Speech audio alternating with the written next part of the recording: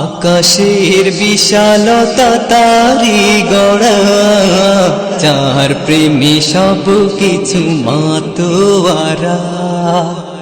আসসালামু আলাইকুম ওয়া রাহমাতুল্লাহি ওয়া বারাকাতুহু। ওয়ালাইকুম আসসালাম ওয়া রাহমাতুল্লাহি ওয়া বারাকাতুহু। সালাম দেওয়া সুন্নাত, সালামের জবাব দেওয়া কি ওয়াজিব। আমার মনে হয় আমার সালামের জবাব সবাই দিতে পারেন নাই। আমি আবারও সালাম দিব, আশা করি সুউচ্চ আওয়াজে আমার সালামের জবাব দেবেন। আসসালামু আলাইকুম ওয়া রাহমাতুল্লাহ। আলহামদুলিল্লাহ আলহামদুলিল্লাহি নাহমাদুহু ওয়া নাস্তাঈনুহু ওয়া নাস্তাগফিরুহু ওয়া নু'মিনু বিহি ওয়া নাতাওয়াক্কালু আলাইহি ওয়া নাউযু বিল্লাহি মিন শুরুরি আনফুসিনা ওয়া মিন সাইয়্যাতি আ'মালিনা। من يهده الله فلا مضل له ومن يضلله فلا هادي له ونشهد أن لا إله إلا الله وحده لا شريك له ونشهد أن سيدنا وسندنا وحبيبنا ومولانا محمدا عبده ورسوله أرسله بالحق بشيرا ونذيرا وداعيا إلى الله بإذنه وسراجا منيرا. أما بعد فقد قال الله تعالى في كلامه المجيد والفرقانه الحميد: أعوذ بالله من الشيطان الرجيم. بسم الله الرحمن الرحيم. يا أيها الذين آمنوا اتقوا الله وكونوا مع الصادقين. وقال تعالى في شان حبيبه ومعشوقه: إن الله وملائكته يصلون على النبي يا أيها الذين آمنوا صلوا عليه وسلموا تسليما. সকলে আমার সাথে দুরূদ ইব্রাহিম পড়ুন। اللهم صل على محمد وعلى آل محمد كما صليت على إبراهيم وعلى آل إبراهيم إنك حميد مجيد. اللهم بارك على محمد وعلى آل محمد كما باركت على إبراهيم وعلى آل إبراهيم إنك حميد مجيد. بلغ العلا بكماله كشف الدجى بجماله حسنت جميع خصاله. صلوا عليه وآله. हो मुबारक आपको मिअराज महबूब खुदा, हो गया रोशन जहां में दीनी अहमद मरहबा. बलगल उला बिकमालिही कशफत तुजा बिजमालिही हसनत जमीअ खिसालिही व आलिही ला ইলাহা ইল্লাল্লাহ লা ইলাহা ইল্লাল্লাহ লা ইলাহা ইল্লাল্লাহ লা ইলাহা ইল্লাল্লাহ মোহাব্বত জোরে জোরে লা ইলাহা ইল্লাল্লাহ লা ইলাহা লা ইলাহা ইল্লাল্লাহ লা ইলাহা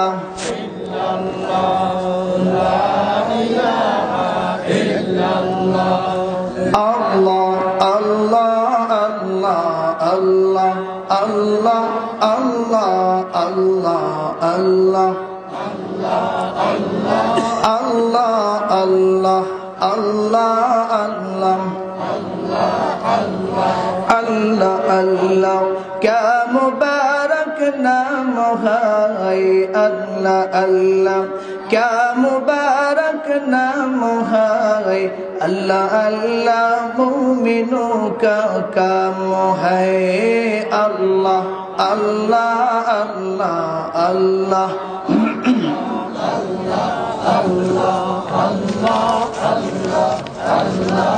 Allah Allah Allah Allah Allah Allah La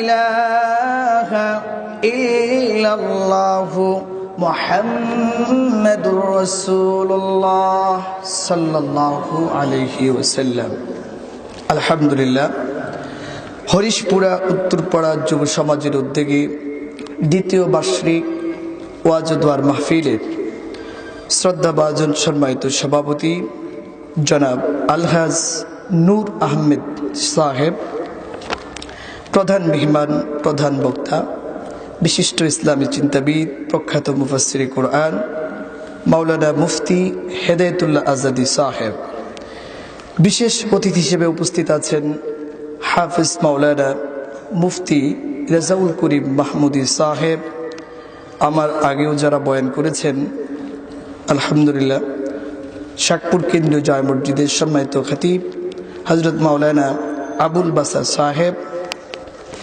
উপস্থিত হযরত উলামায়ে কেরাম, তুলাবায়ে ইজাম এবং আমার সামনে উপস্থিত ইসলাম প্রিয়, কোরআন প্রিয় তৌহিদি জনতা, পর্দার আড়ালে সম্মানিতা মা ও বোনেরা, আমি সকলকে শ্রেণী মোতাবেক অন্তরের অন্তঃস্থল থেকে জানাচ্ছি আন্তরিক মুবারক।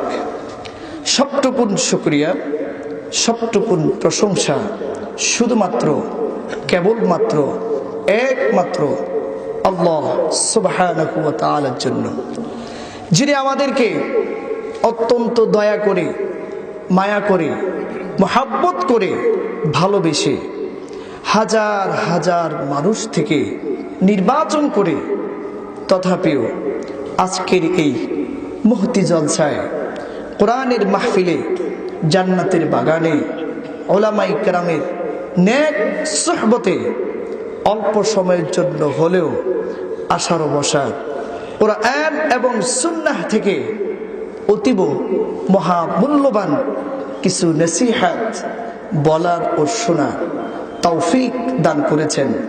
এই জন্য আসুন আমরা সকলেই সিজদায় অবনত হয়ে হৃদয়ের সবটুকুন আবেগ অনুভূতি উজাড় করে সিংহ বাঘের মতো গর্জে উঠে সমবেত কণ্ঠে সুউচ্চ আওয়াজে চিৎকার করে বলি আলহামদুলিল্লাহ।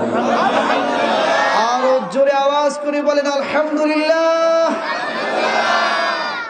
মহান আল্লাহ তাআলার শুকরিয়া আদায়ের পর কৃতজ্ঞতা প্রকাশ করছি আয়োজক বৃন্দের প্রতি। আমার যে সমস্ত যুবক ভাইরা অক্লান্ত পরিশ্রম করে, অনেক মেহনত করে, অনেক প্রচেষ্টার বিনিময়, অনেক ত্যাগের বিনিময়, অনেক সাধনার বিনিময়, অনেক কোরবানির বিনিময় যারা এত সুন্দর একটি জান্নাতের বাগান আমাদেরকে উপহার দিয়েছেন, নিঃসন্দেহে এরা প্রশংসা পাওয়ার যোগ্য। কথা বলেন ঠিক কিনা? এজন্য তাদের সকলকে হৃদয়ের গভীর থেকে জানাচ্ছি আন্তরিক মুবারক। কৃতজ্ঞতা প্রকাশ করছি তাদের প্রতি যারা এই যুবক ভাইদেরকে সর্বাত্মক সহযোগিতা করেছেন, দম দিয়ে, মন দিয়ে, শ্রম দিয়ে, বুদ্ধি দিয়ে, পরামর্শ দিয়ে, অর্থনৈতিকভাবে, শারীরিকভাবে, প্রশাসনিকভাবে, যেইভাবে তাদেরকে সহযোগিতা করেছেন, আমি সকলের প্রতি কৃতজ্ঞতা প্রকাশ করছি। সম্মানিত সুধী, আমরা যারা আজকে এখানে একত্রিত হয়েছি, এখানে আসার পিছনে আমাদের জাগতিক, পার্থিব, সামাজিক কিংবা রাজনৈতিক, অর্থনৈতিক কোনো চাওয়া পাওয়া নাই। কথা ঠিক? জোরে বলেন ঠিক? যারাই এসেছি শুধুমাত্র, কেবলমাত্র, একমাত্র আল্লাহ এবং তার প্রিয় হাবিব নবীজি মুহাম্মদ সাল্লাল্লাহু আলাইহি ওয়াসাল্লামের রাজি ও খুশির জন্য। কথা ঠিক? কোরআন শুনবো, কোরআন বুঝবো এবং সেই অনুযায়ী আমরা আমল করব, এই নিয়তেই আমরা এখানে সমাবেত হয়েছি। কথা ঠিক কিনা? নাকি অন্য কোনো উদ্দেশ্য আছে? জোরে বলেন। আমাদের দেশের শ্রোতারা যেই পরিমাণ ওয়াজ মাহফিল, তাফসীরুল কোরআন মাহফিল শোনা পছন্দ করে, সেই অনুযায়ী আমল করা পছন্দ করে না। কথা বলেন ঠিক কিনা? এজন্য দেখি আলহামদুলিল্লাহ কিছু কিছু আল্লাহর বান্দা আছেন, যেখানেই ওয়াজ মাহফিল হয় সেখানেই ছুটে যায়, কিন্তু নিজেকে বদলানোর চিন্তা নিয়ে যায় না। কথা বলেন ঠিক কিনা? মাকসাদ বয়ান শুনবো, হুজুর আসবেন, আলোচনা শুনবো, এতটুকুই তাদের উদ্দেশ্য থাকে। নিজেকে বদলাতে হবে, আমি যেমন ছিলাম তেমন থাকবো না, এই নিয়তে খুব কম লোকই মাহফিলে আসে। কথা বলেন ঠিক কিনা? আমরা কি নিজেদেরকে আমরা যেমন ছিলাম তেমন থাকবো না, এই নিয়তে এখানে আসছে? কথা বলেন ঠিক কিনা? যদি সত্যিকার অর্থে আমরা আমলের নিয়তে শুধুমাত্র নিজেকে বদলাবো, কোরআন সুন্নাহ অনুযায়ী আমাদের জীবনকে আমরা গঠন করব, যদি এই নিয়তে এখানে এসে থাকি, তাহলে এখানে আসার ও বসার কারণে আল্লাহ তাআলা আমাদেরকে তালিবুল ইলমের মর্যাদা দান করেছেন। সবাই সুবহানাল্লাহ বলে না, কারণ যদি সুবহানাল্লাহ বললে গুনাহ হয়ে যায়, ঠিক না? কারণ কি? কারণ তালিবুল ইলমের মর্যাদা কত বেশি তা তো আমরা জানি না। জানি না, জানার কারণে সুবহানাল্লাহ বলতে পারিনি। কথা বলেন ঠিক কিনা? আমার একটা গল্প মনে পড়ছে, বলবো আলোচনার শুরুতে। এক শিক্ষিত ভদ্রলোক, তিনি ঢাকায় তার এক আত্মীয়র বাসায় বেড়ানোর জন্য গিয়েছেন।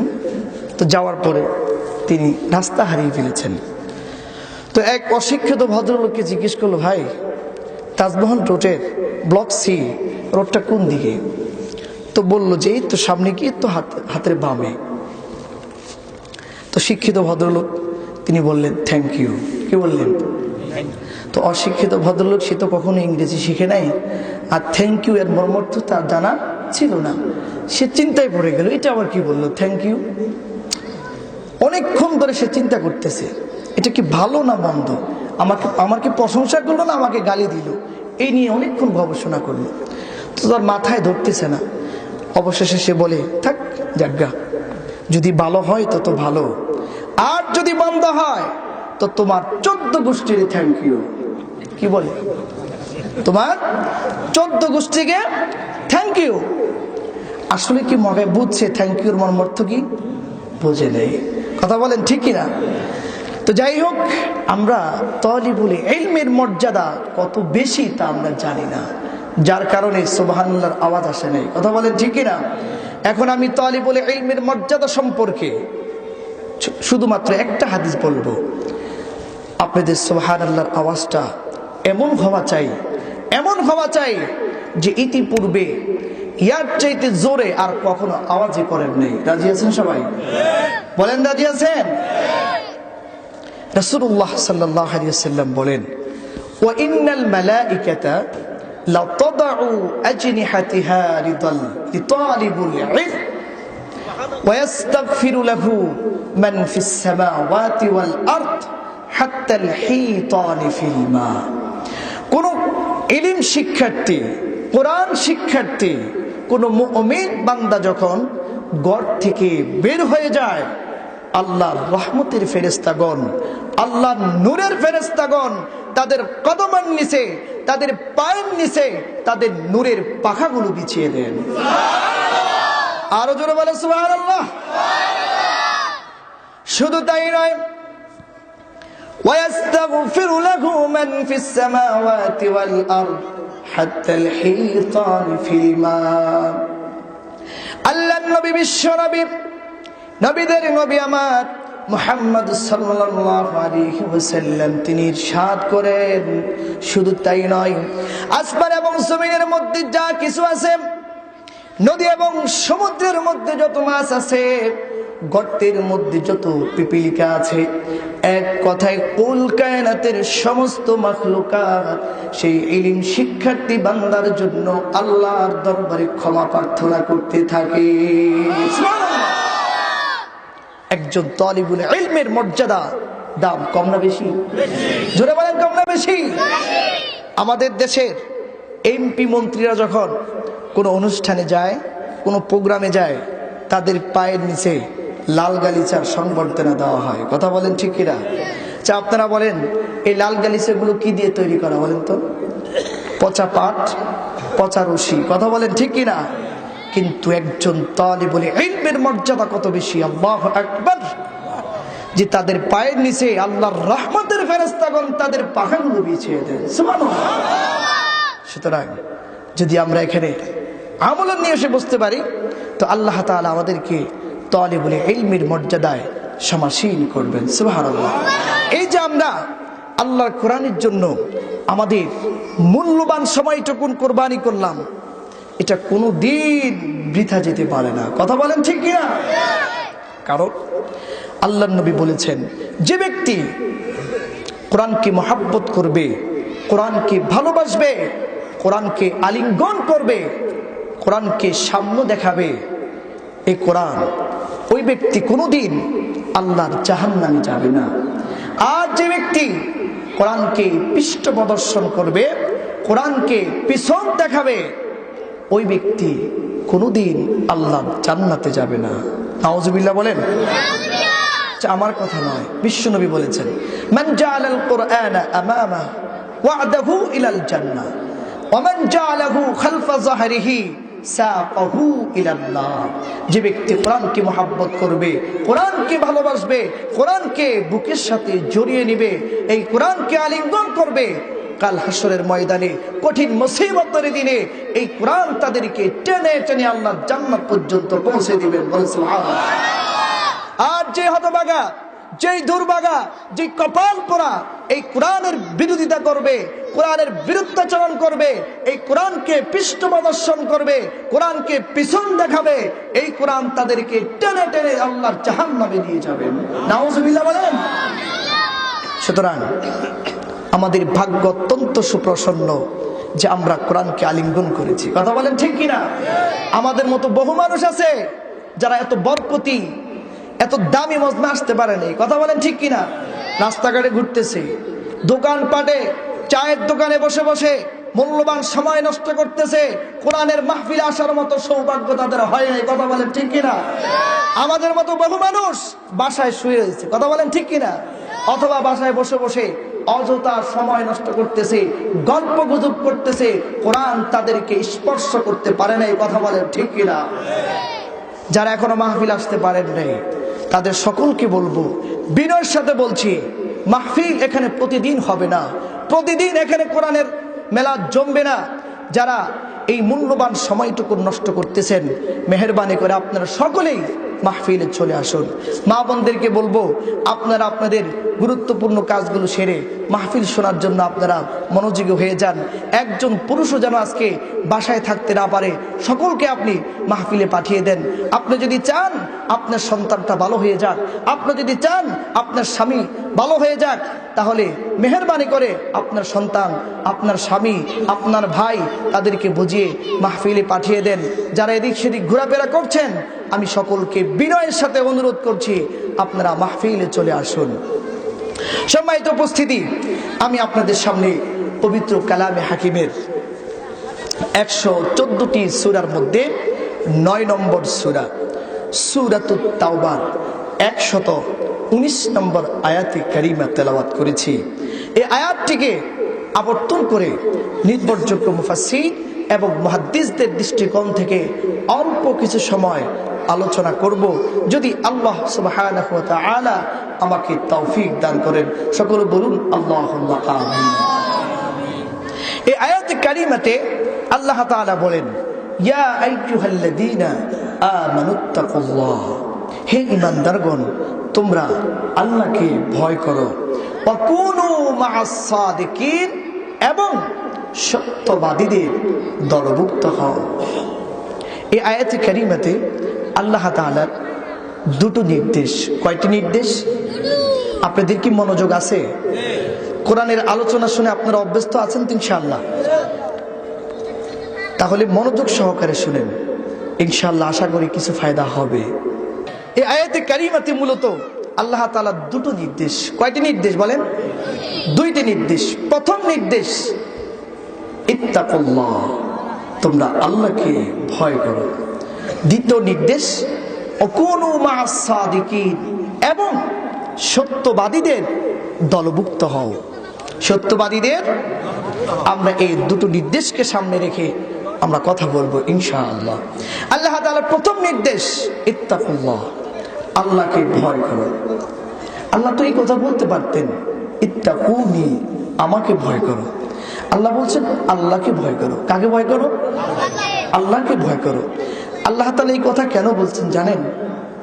এই কথা কেন বলছেন? এই যে আমরা এত 2 নম্বরই করি, সুদ খাই, ঘুষ খাই, মিথ্যা কথা বলি, চুগলখড়ি করি, মানুষের সীমানা নিয়ে ধাক্কাধাক্কি করি, মানুষের উপরে জুলুম করি, অবিচার করি, খুন করি, গুম করি, এই যা কিছু করি, আল্লাহ তো আমাদেরকে সরাসরি কিছু বলে না। কথা বলেন ঠিক কিনা? এই জন্য আমরা আল্লাহকে খুব সোজা মনে করেছি। কি মনে করেছি? খুব নরম মনে করেছি, খুব ঠান্ডা মনে করেছি। কথা বলেন ঠিক কিনা? আল্লাহ বলেন, দেখ বান্দা, আমি কিন্তু আল্লাহ, আমি কিন্তু আল্লাহ, আমি ঠান্ডা যেমন তার চেয়ে প্রচন্ড গরম কিন্তু আমি নরম যেমন তার চেয়ে প্রচন্ড শক্ত কিন্তু আমার দয়া যেমন বেসুমার, আবার আমার আযাব ও গজব তার চেয়ে অনেক অনেক অনেক বেশি কঠিন। কথা বলেন ঠিক কিনা? সুতরাং তোমরা সে আল্লাহকে ভয় করো, যিনি নরম পাশাপাশি প্রচন্ড গরম, যিনি ঠান্ডা পাশাপাশি প্রচন্ড শক্ত, শক্তিধর, ক্ষমতাবান। তোমরা সেই মহান আল্লাহকে ভয় করো। সুবহানাল্লাহ। আরবিতে আরেকটি শব্দ আছে খৌফ। আরেকটি শব্দ কি? খৌফ। খৌফ অর্থ ভয় পাওয়া। খৌফ অর্থ কি? ভয় পাওয়া। শুধুমাত্র আল্লাহকে ভয় পাওয়া, এর নাম হচ্ছে খৌফ। শুধুমাত্র আল্লাহকে ভয় পাওয়া, এর নাম হলো খৌফ। আর আল্লাহকে ভয় করে সকল ধরনের হারাম, নাজাইজ, নিষিদ্ধ কাজসমূহকে ঘৃণার সাথে প্রত্যাখ্যান করা, বর্জন করা, এর নাম হলো তাকওয়া। এর নাম কি? তাকওয়া। আমি যদি আপনাদেরকে আরো সহজ করে তাকওয়ার সংজ্ঞা দেই, তা হলো এই এক কথায়, ঈমান আনার পর আল্লাহ তাআলার সকল আদেশ মানা আর সকল নিষেধ সমূহ ছেড়ে দেওয়া, এর নাম তাকওয়া। এর নাম কি? এখন বুঝছেন তাকওয়া কাকে বলে? বলা যাবে তাকওয়া কাকে বলে? ঈমান আনার পর মহান আল্লাহর যত হুকুম আছে, যত আদেশ আছে, এই সবগুলো মানা, আর যত নিষেধ আছে এই সবগুলোকে ছেড়ে দেওয়া, এর নাম কি? জোরে বলেন তাকওয়া। তাকওয়া এটা মহান এক সম্পদ, মহান দৌলত। যার দিলের মধ্যে তাকওয়া আছে, যার দিলের মধ্যে আল্লাহর ভয় আছে, তার পক্ষে সুদ খাওয়া সম্ভব নয়, ঘুষ খাওয়া সম্ভব নয়, মিথ্যা কথা বলা সম্ভব নয়, সুগুলখুরি করা সম্ভব নয়, মানুষের উপরে অত্যাচার করা, জুলুম করা, নির্যাতন করা তার পক্ষে সম্ভব নয়। যার দিলের মধ্যে তাকওয়া আছে তার পক্ষে ব্যবসার মধ্যে 2 নম্বরি করা সম্ভব নয়। যার দিলের মধ্যে তাকওয়া আছে মানুষের সেবা নিয়ে ধাক্কা ধাক্কি করা তার পক্ষে সম্ভব নয়। কথা বলে ঠিক কিনা? একমাত্র তাকওয়াই পারে মানুষকে সকল ধরনের অন্যায়, অশ্লীল, বেহায়াপনা, শিরিক, বিদআত, কুফর, যাবতীয় সকল গুনাহের কাজ থেকে মানুষকে হেফাজত করতে পারে। সেই দৌলতের নাম হচ্ছে তাকওয়া। কথা বলেন ঠিক কিনা? এজন্য তাকওয়া এটা অনেক বড় সম্পদ। আল্লাহর কাছে দোয়া করুন, আয় আল্লাহ আপনি আমাদের সকলকে তাকওয়ার মতো মহা দৌলত দান করুন। বলুন আল্লাহুম্মা আমিন। যে ব্যক্তি তাকওয়া অর্জন করে মুত্তাকি হয়ে যাবে, যে ব্যক্তি আল্লাহকে ভয় করে সকল গুনাহের কাজ ঘৃণার সাথে প্রত্যাখ্যান করবে, বর্জন করবে, কাকে ভয় করে? আল্লাহকে ভয় করে, সেই মুত্তাকি বান্দার সঙ্গে আল্লাহ তাআলা এই কোরআন কারীমের মধ্যে 8টি ওয়াদা করেছেন। কয়টি ওয়াদা? আর জোরে বলেন কয়টি?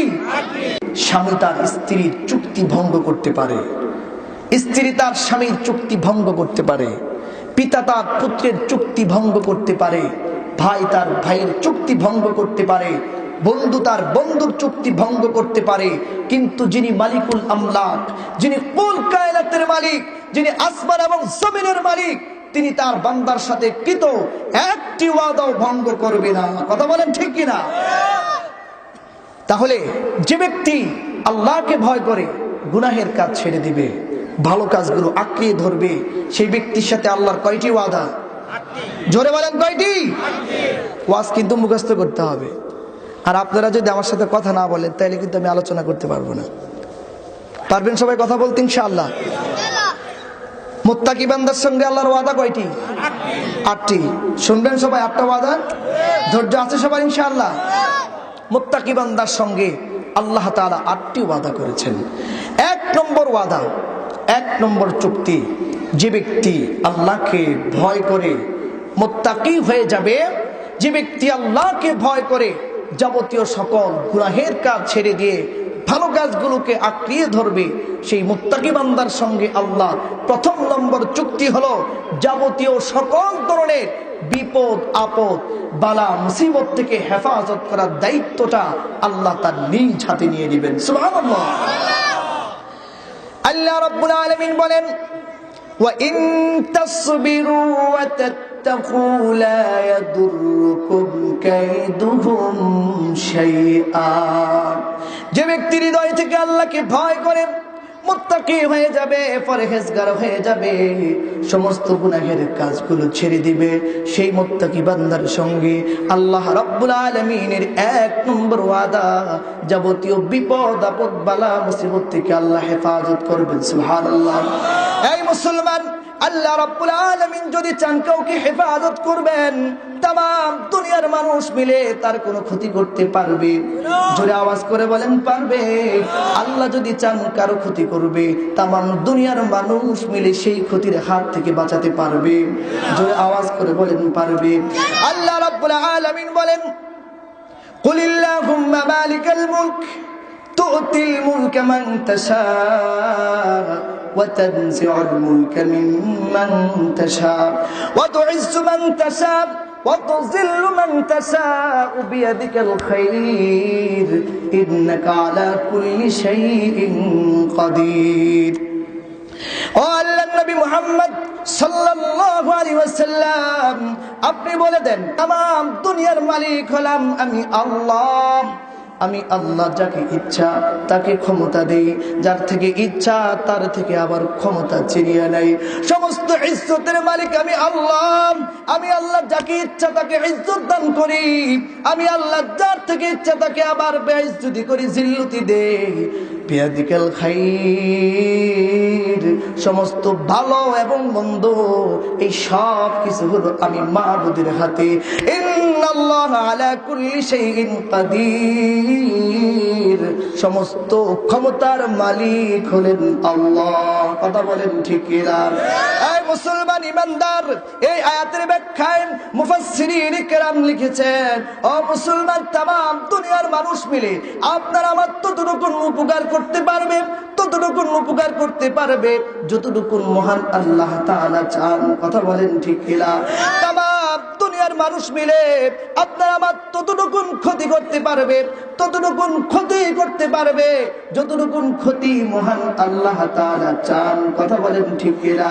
এই মুসলমান ইমানদার, কারণ সমস্ত ভালো এবং মন্দ এই সব কিছুর মালিক কে? আরো জোরে আওয়াজ করে বলেন কে? একমাত্র আল্লাহ। সুতরাং ভয় করতে হবে কাকে? আরো জোরে আওয়াজ করে বলেন কাকে? একমাত্র আল্লাহকে। যে ব্যক্তি আল্লাহকে ভয় করে মুত্তাকি হয়ে যাবে, সেই মুত্তাকি বান্দার সঙ্গে আল্লাহর ১ নম্বর চুক্তি হলো যাবতীয় বিপদ আপদ বালা মুসিবত থেকে আল্লাহ তাআলা তার নিজ কুদরতি হাতে হেফাজত করবেন। সুবহানাল্লাহ।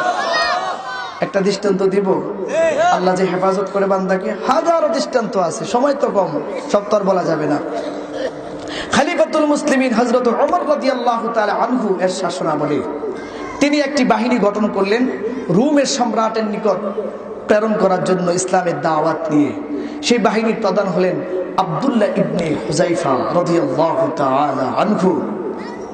আব্দুল্লাহ ইবনে হুযায়ফার নেতৃত্বে একটি বাহিনী রোমের সাম্রাজ্যে যখন প্রবেশ করলেন, তখন ঘটনাক্রমে পুরো বাহিনীটাই রোম সম্রাটের যে বাহিনীর নিকট তারা মানে শত্রুর হাতে তারা ধরা পড়ে গেলেন।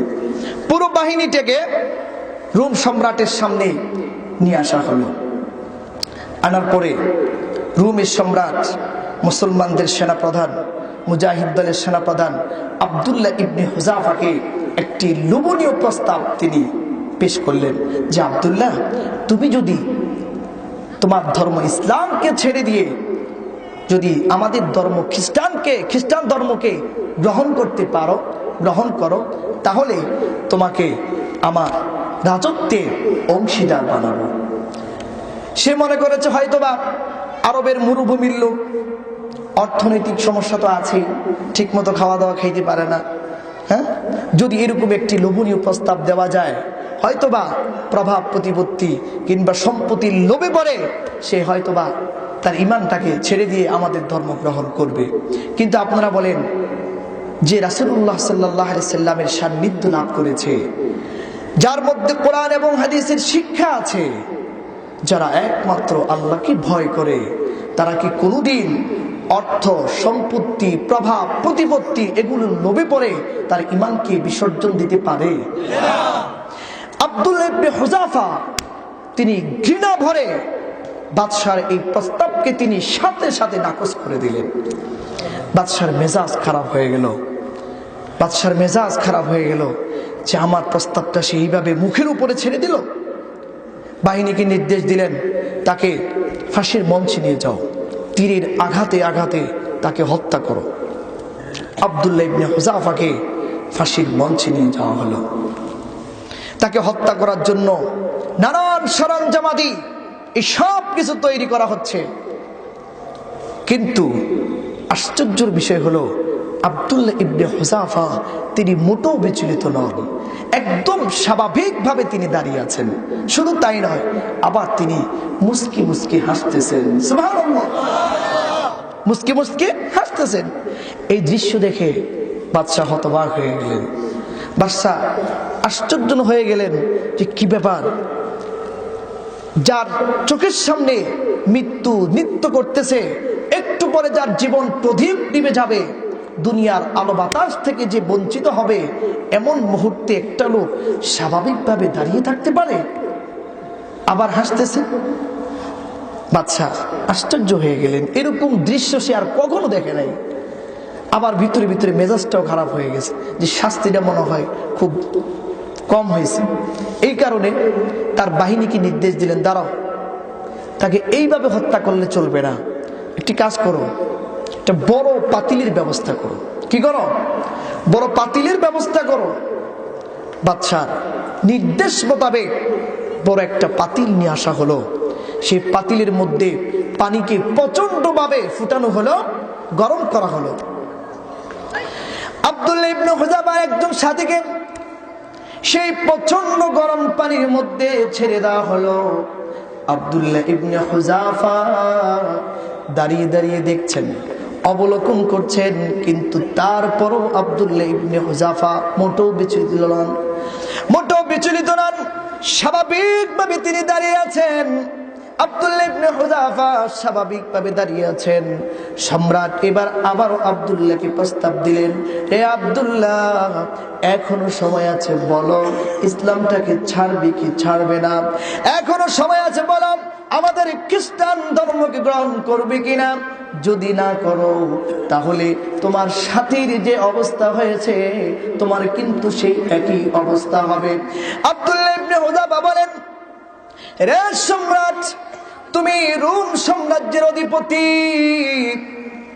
তুমি রোম সাম্রাজ্যের মালিক, তুমি ইচ্ছে করলে আমাকে ফাঁসিতে ঝুলিয়ে হত্যা করতে পারো, তুমি ইচ্ছে করলে আমাকে জবাই করে কেটে কেটে টুকরা টুকরা করে হত্যা করতে পারো, তুমি ইচ্ছে করলে আমাকে আগুনে জ্বালিয়ে বর্ষ করে দিতে পারো, তুমি ইচ্ছে করলে আমাকে তীরের আঘাতে আঘাতে ক্ষত বিক্ষত করে দিতে পারো, কিন্তু সম্রাট শোনো, কিন্তু সম্রাট শোনো, তুমি যেইভাবে আমাকে মৃত্যু দিবে আমি সেইভাবে মরতে রাজি।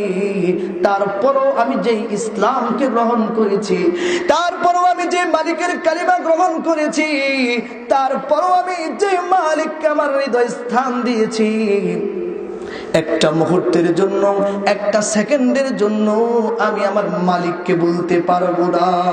সুবহানাল্লাহ। মুসলমান ইমানদার আল্লাহর গোলাম আব্দুল্লাহ ইবনে হুযাফা যখন এই জবাব দিলেন, বাদশার মেজাজ আরো খারাপ হয়ে গেল। বাদশা বলেন, না না, আর দেরি করা যাবে না, আব্দুল্লাহকে শক্ত করে বাঁধো, শক্ত করে আব্দুল্লাহকে বাঁধো, আব্দুল্লাহকে গরম পানির মধ্যে ছেড়ে দিয়ে হত্যা করো। আব্দুল্লাহ ইবনে হুযাফাকে মজবুত ভাবে বেঁধে, শক্ত ভাবে বেঁধে যখন পাতিলের কাছে নিয়ে আসা হলো, সেখানে আরেক আশ্চর্য ঘটনা ঘটে গেল যে আব্দুল্লাহ ফাঁসির মঞ্চে দাঁড়িয়ে মুস্কি মুস্কি হাসতেছিলেন। সে আব্দুল্লাহকে যখন পাতিলের কাছে নিয়ে আসা হলো, ওই আব্দুল্লাহর দু চোখ বেয়ে টক টক করে পানি বেয়ে বেয়ে পড়তে লাগলো। আব্দুল্লাহ ইবনে হুযাফার চোখ দিয়ে যখন পানি, এবার সম্রাট মনে মনে খুব খুশি, আমার বিজয় হয়েছে, আমার বিজয় হয়েছে। আব্দুল্লাহ ভয় পেয়েছে, এই মুহূর্তে যদি আবারও তাকে প্রস্তাব দেই, হয়তো বা ইসলামটাকে ছেড়ে দিবে। এবার তিনি তার বাহিনীকে বললেন, দাঁড়াও, আব্দুল্লাহকে আমার কাছে নিয়ে আসো, আব্দুল্লাহকে আমার কাছে নিয়ে আসো। আব্দুল্লাহকে তার কাছে নিয়ে আসা হলো। কি ব্যাপার আব্দুল্লাহ, তুমি কেন কান্না করছো? আব্দুল্লাহ বলেন, রে সম্রাট, আল্লাহ তো আমাকে একটি মাত্র প্রাণ দিয়েছেন রে সম্রাট, আল্লাহ তো আমাকে একটি মাত্র রূহ দান করেছেন, শুধুমাত্র একটি মাত্র রূহ দান করেছেন। আমার মালিক যদি আমাকে একটি রূহ দান না করে, আমার মালিক যদি আমাকে 100টি রূহ দান করতেন, 100টি প্রাণ দান করতেন, আমি আমার প্রতিটি জীবন, আমি আমার প্রতিটি প্রাণ আমার মালিকের জন্য আমি এইভাবে বিলীন করে দিতাম। আল্লাহু আকবার। আরো জোরে বলেন আল্লাহু আকবার। সম্রাটের আব্দুল্লাহ ইবনে হুযাফার বক্তব্য শুনে এবার সম্রাটের মনের মধ্যে পরিবর্তন আসলো। এবার সম্রাট বলেন, না, এরকম লোকের শাস্তি মৃত্যু নয়, এরকম লোকের শাস্তি মৃত্যু নয়, বরং তাকে বাঁচিয়ে রাখা কর্তব্য। কথা বলেন ঠিক কিনা? মুসলমান ইমানদার আব্দুল্লাহ ইবনে হুযাফার বক্তব্য শুনে এবার সম্রাট বাহিনীকে বললেন, দাঁড়াও রে আব্দুল্লাহ, তোমার মতো বীর বাহাদুর, তোমার মতো এমন মানুষ, তোমার মতো এমন গোলাম আমি জীবনও আর চোখে দেখি নাই। ইয়ার আগে ইতিপূর্বে এমন মানুষ আমার চোখেও পড়ে নাই। এই আব্দুল্লাহ, আমি তোমাকে ছেড়ে দেব, তোমাকে আমি ছেড়ে দেব, মাফ করে দিব, তবে একটা শর্ত, তুমি আমার মাথার মধ্যে একটা চুম্বন করো, আমার মাথার মধ্যে একটি চুমু দাও, তাহলে আমি তোমাকে ছেড়ে দেব। এবার আব্দুল্লাহ বলেন, সম্রাট, আমি তোমার মাথায় চুমু দিব, তবে একটা শর্ত, আমি তোমার মাথায় চুমু দিব, আমারও একটা শর্ত, শুধু আমাকেই ছেড়ে দিলে হবে না, আমার পুরো বাহিনীকে ছেড়ে দিতে হবে। সম্রাট বলেন, রে আব্দুল্লাহ, আজকে তোর সব শর্ত আমি মেনে নিব, কারণ তোর মতো গোলাম আজ পর্যন্ত আমার চোখে পড়ে নাই যে জীবন দিতে রাজি কিন্তু মালিককে বলতে রাজি না। সুবহানাল্লাহ। এবার আব্দুল্লাহ ইবনে হুযাফা সম্রাটের মাথার মধ্যে একটি চুমু দিলেন, আর সম্রাট পুরো বাহিনীটাকে ছেড়ে দিলেন। পুরো বাহিনী যখন মদিনা মুনাওয়ারায় গেলেন, হযরত ওমর রাদিয়াল্লাহু তাআলা আনহুর কাছে এই ঘটনার বর্ণনা করা হলো। হযরত ওমর খলিফাতুল মুসলিমিন, অর্ধ পৃথিবীর শাসক হযরত ওমর আব্দুল্লাহ ইবনে হুযাফার বিরুদ্ধের কথা শুনে এতটাই খুশি হলেন, আব্দুল্লাহ ইবনে হুযাফাকে বুকের সাথে জড়াইয়া নিয়া আব্দুল্লাহ ইবনে হুযাফার মাথার মধ্যে একটি চুমু খাইলেন। সুবহানাল্লাহ। এই মুসলমান ইমানদার, বলতেছিলাম, যে ব্যক্তি আল্লাহকে ভয় করে মুত্তাকি হয়ে যাবে, সেই মুত্তাকি বান্দার সঙ্গে আল্লাহ তাআলার 1 নম্বর চুক্তি, সমস্ত বিপদ আপদ থেকে আল্লাহ তাআলা হেফাজত করবেন। কথা বলেন ঠিক কিনা? ইন তাসবিরু ওয়া তাত্তাকু লা ইয়াদুররুকুম কাইদুহুম শাইআ।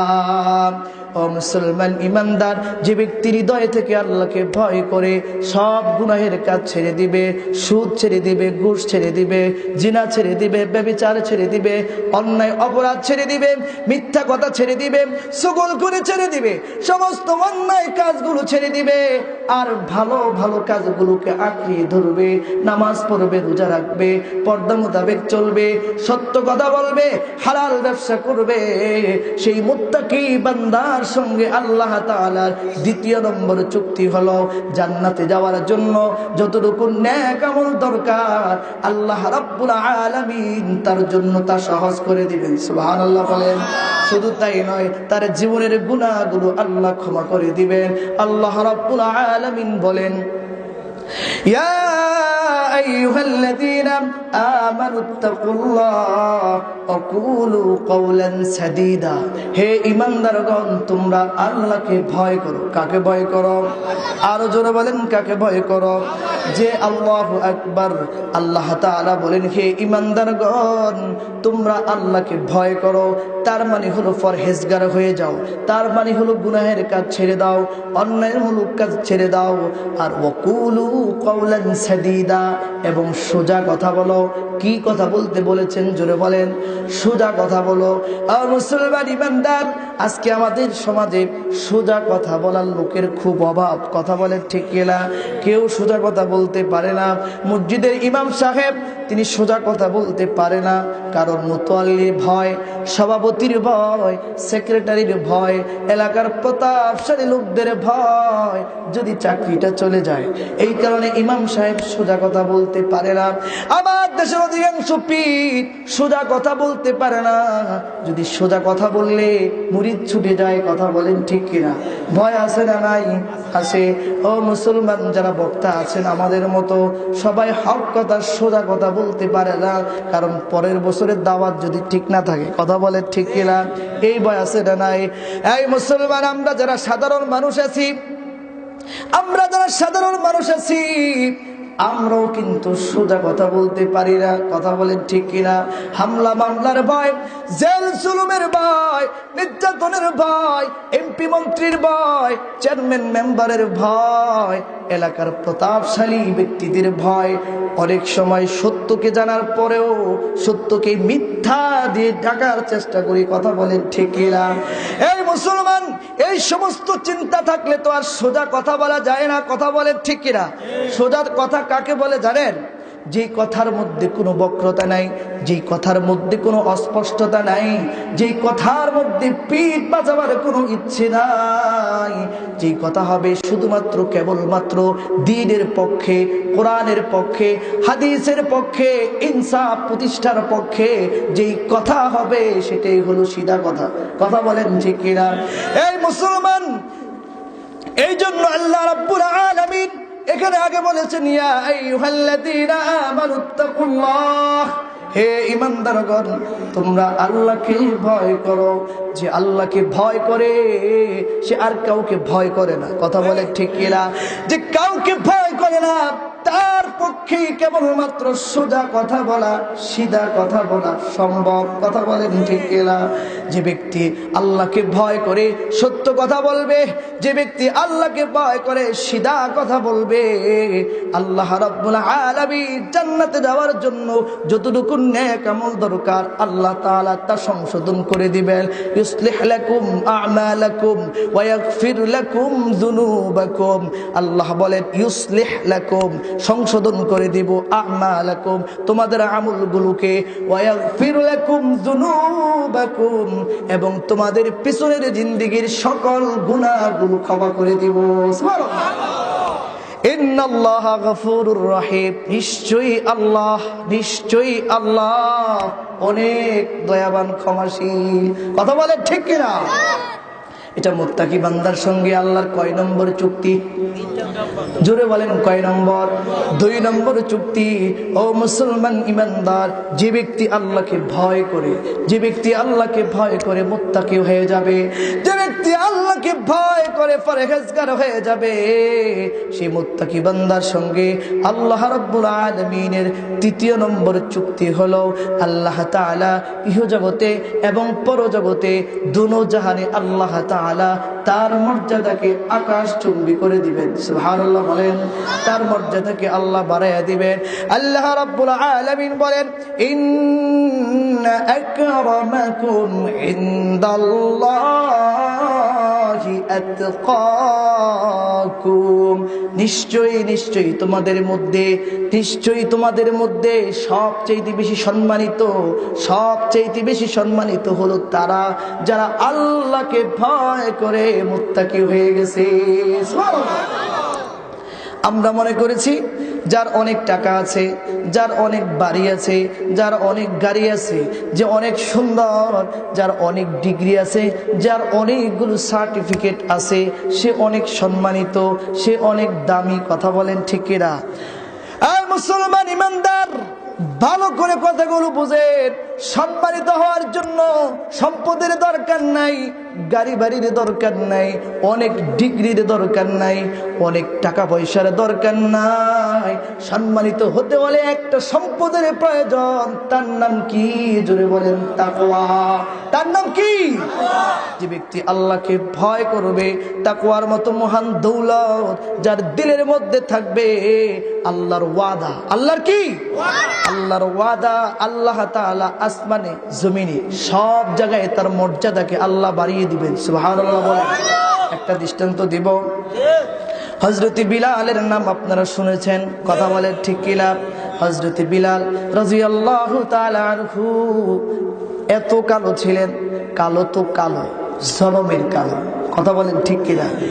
ধক নাই, পদ নাই, চেহারা নাই, সৌন্দর্য নাই, নাকটা বোচা, ঠোঁটগুলো বোটা, পায়ের গোছা ছিল ফাটা ফাটা। কথা বলেন ঠিক কিনা? কিন্তু এই এমন লোকের দাম কত বেশি, যেই মসজিদে নববীর ইমাম হলেন বিশ্বনবী মুহাম্মদ সাল্লাল্লাহু আলাইহি ওয়াসাল্লাম, সেই মসজিদে নববীর মুয়াজ্জিন হলেন হযরত বিলাল রাদিয়াল্লাহু আনহু। তার মর্যাদা কত বেশি। একদিন কিছু লোক এসে রাসূল সাল্লাল্লাহু আলাইহি ওয়াসাল্লামের কাছে বললেন, ইয়া রাসূলুল্লাহ সাল্লাল্লাহু আলাইহি ওয়াসাল্লাম, ইসলাম এখন সম্প্রসারিত হয়েছে, ইসলাম এখন দেশ থেকে দেশান্তরে চলে যাচ্ছে, বিভিন্ন দেশে ইসলামের দাওয়াত চলে গেছে, ইসলামের প্রাণকেন্দ্র মসজিদে নববীকে দেখার জন্য বিভিন্ন রাষ্ট্র থেকে বিভিন্ন মানুষ আসতেছে, অথচ এমন একটি মসজিদের মুয়াজ্জিন, তার কোনো ঢক নাই, পদ নাই, চেহারা নাই, সৌন্দর্য নাই, কণ্ঠের মধ্যে কোনো মাধুর্য নাই, আজানের উচ্চারণ সুন্দর না। ইয়া রাসূলুল্লাহ সাল্লাল্লাহু আলাইহি ওয়াসাল্লাম, এই মুয়াজ্জিনকে বাদ দেওয়া হোক। রাসূল সাল্লাল্লাহু আলাইহি ওয়াসাল্লামের মন চাইছিল না যে বিলালকে মুয়াজ্জিন থেকে বাদ দিবে, কিন্তু যখন সকলেই রাসূলের কাছে আবেদন করলেন, ওদিকে অনেক লোকে যখন আবেদন করলেন, তখন রাসূল সাল্লাল্লাহু আলাইহি ওয়াসাল্লাম হযরত বিলালকে আযান দিতে নিষেধ করলেন। কিন্তু কি আশ্চর্য ব্যাপার, নতুন মুয়াজ্জিন মসজিদে নববীতে গিয়ে আযান দিল, তার আগে হযরত বিলাল রাদিয়াল্লাহু তাআলা আনহু তিনি মসজিদে নববীতে গিয়ে আল্লাহর দরবারে দুহাত তুলে কান্না শুরু করে দিলেন, যায় আল্লাহ, আমি কালো, এটা তো আমার অপরাধ না, আমার ঢক নাই, পদ নাই, চেহারা নাই, সৌন্দর্য নাই, আমার নাক বোঝা, আমার ঠোঁটে মোটা, আমার পায়ের গোছাগুলো ফাটা ফাটা, এটা তো আমার অপরাধ না, আপনি যেমন করে আমাকে তৈরি করেছেন। আল্লাহুম্মা ইয়্যাকা না'বুদু ওয়া ইয়্যাকা নাস্তাঈন, আল্লাহুম্মা ইয়্যাকা না'বুদু ওয়া ইয়্যাকা নাস্তাঈন। আয় আল্লাহ, আমি তোমার ইবাদত করি, আয় আল্লাহ, আমি তোমার সাহায্য প্রার্থনা করি। হযরত বিলাল আল্লাহর দরবারে কান্না করেন, রব্বুল আলামিন, আয় আল্লাহ তাআলা, আমার কণ্ঠ সুন্দর না, আমার জিহ্বাটা তোতলানো, এটা তো আমার অপরাধ নয়, এটা তো আমার অপরাধ নয়। আমি যখন ইসলাম গ্রহণ করেছি, আমি যখন কালেমা গ্রহণ করেছি, আমার মনিব উমাইয়া লোহাকে প্রচন্ড ভাবে গরম করে, প্রচন্ড গরম লোহা যখন আমার ঠোঁটের মধ্যে লাগিয়ে দিয়েছে, যখন প্রচন্ড গরম লোহাকে আমার জিহ্বার মধ্যে লাগিয়ে দিয়েছে, আমার জিহ্বাটা পুড়ে গেছে। ও আল্লাহ, এটা তো আমার অপরাধ নয়, এটা তো আমার কোনো অপরাধ নয়। এই বলে হযরত বিলাল আল্লাহর দরবারে কান্না করতেছেন। এই মুসলমান ইমানদার, ফজরের সময় হয়ে গেল, নতুন মুয়াজ্জিন অনেক সুন্দর কণ্ঠে আযান দিলেন, কিন্তু আশ্চর্য ব্যাপার হলো সুবহে সাদিক হওয়ার কোনো খবর নাই। সকলেই সুবহে সাদিকের অপেক্ষায় আছেন, নামাজ পড়বেন, কিন্তু সুবহে সাদিকও হয় না, নামাজ আর শুরু করা যায় না। সকলেই অপেক্ষমান কখন সুবহে সাদিক হবে। এমন অবস্থায় হযরত জিবরাইল আলাইহিস সালাতু ওয়াস সালাম তিনি হাজির হয়ে গেলেন। তিনি বলেন, ইয়া রাসূলুল্লাহ, ইয়া হাবিবাল্লাহ, হযরত বিলালকে আযান দিতে বলেন। রাসূল বলেন, না, বিলালকে মুয়াজ্জিন থেকে বাদ দেওয়া হয়েছে। জিবরাইল আমিন বলেন, না ইয়া রাসূলুল্লাহ, আপনি বিলালকে আযান দিতে বলেন। রাসূল বলেন, না, বিলালকে তো মুয়াজ্জিন থেকে বাদ দেওয়া হয়েছে। জিবরাইল আমিন বলেন, না ইয়া রাসূলুল্লাহ সাল্লাল্লাহু আলাইহি ওয়াসাল্লাম, ওই বিলাল যতক্ষণ পর্যন্ত মসজিদের মিনারে উঠে মসজিদে নববীর মিনারে গিয়ে ওই বিলাল যতক্ষণ পর্যন্ত তোতলানো কণ্ঠে, ভাঙা কণ্ঠে ওই বিলাল যতক্ষণ পর্যন্ত আযান না দিবে, ততক্ষণ পর্যন্ত ওই আযানের আওয়াজ আল্লাহ তাআলার আরশ আসীম পর্যন্ত পৌঁছবে না। আর যতক্ষণ পর্যন্ত বেলালের আযান আরশ আসীম পর্যন্ত না পৌঁছবে, ও আল্লাহর নবী, ততক্ষণ পর্যন্ত আর সুবহে সাদিক হবে না। আল্লাহু আকবার। হযরত বিলালের এত দাম সম্পদের কারণে, সুন্দরের কারণে, হ্যাঁ, অনেক ডিগ্রি থাকার কারণে না, গোলামের ঘরের গোলাম, ঢক নাই, পদ নাই, চেহারা নাই, সৌন্দর্য নাই, তারপরও হযরতের বেলালের দামকে বাড়িয়ে দিয়েছেন কে? আরো জোরে বলেন কে? এই মুসলমান বোঝা গেল সম্মানিত হওয়ার জন্য টাকার প্রয়োজন নাই, সম্পদের প্রয়োজন নাই, গাড়ি বাড়ির প্রয়োজন নাই, অনেক ডিগ্রির প্রয়োজন নাই। সম্মানিত হতে হলে লাগবে কি? তাকওয়া। যে ব্যক্তি তাকওয়ার মতো মহান দৌলত অর্জন করবে, তার সম্পদ যদি নাও থাকে, তার বড় পদ যদি নাও থাকে, তার ক্ষমতা যদি নাও থাকে, তারপরেও আল্লাহ তাআলা ওই ব্যক্তির মান মর্যাদাকে আকাশচুম্বী করে দিবেন। কথা বলেন ঠিক কিনা? আর যারা বলেন ঠিক কিনা? মুত্তাকি বান্দার সঙ্গে আল্লাহর কত নম্বর চুক্তি গেল? আরো জোরে বলেন কয় নম্বর? 3 নম্বর চুক্তি গেল।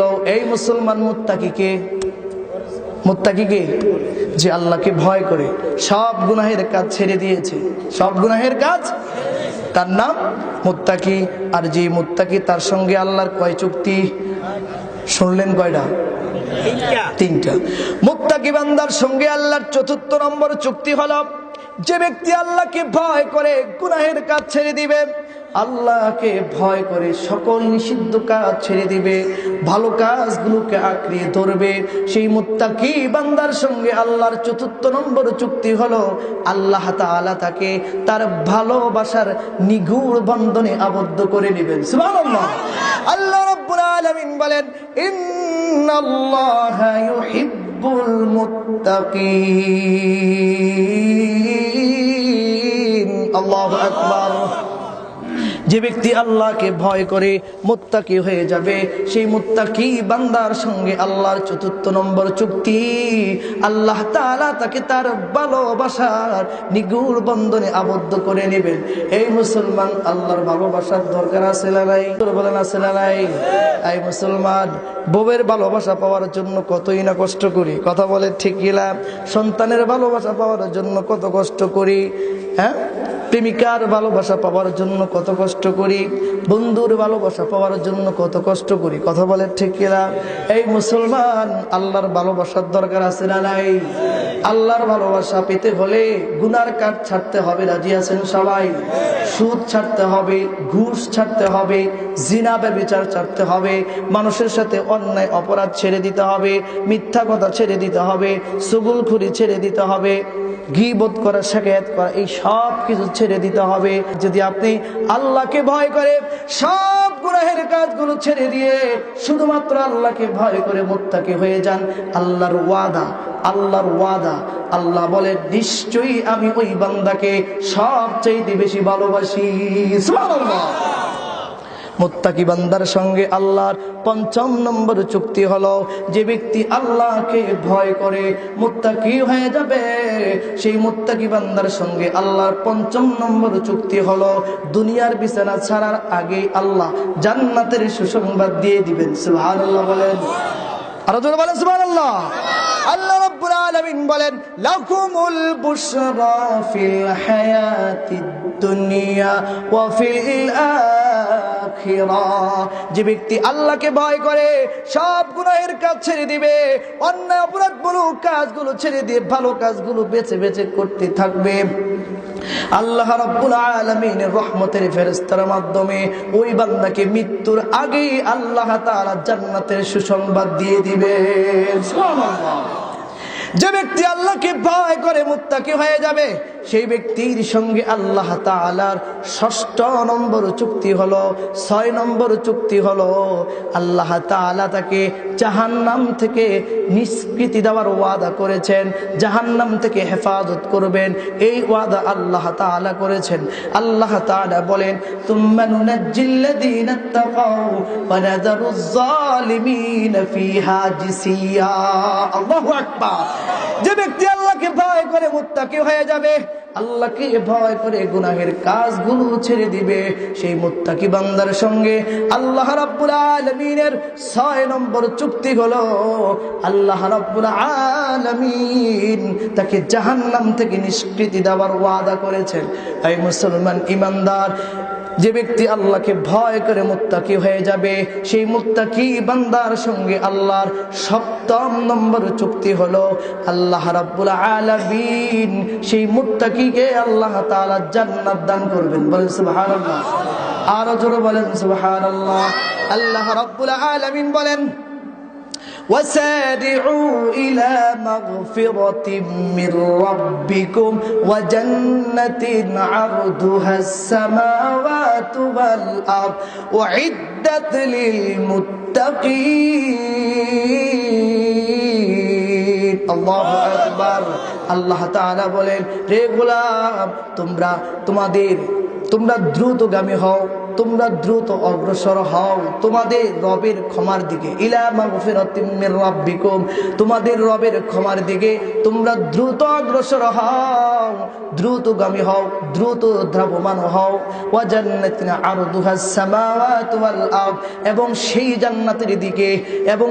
জান্নাতের দিকে যেই জান্নাতের প্রশস্ততা আকাশ এবং জমিনের সমান। সুবহানাল্লাহ।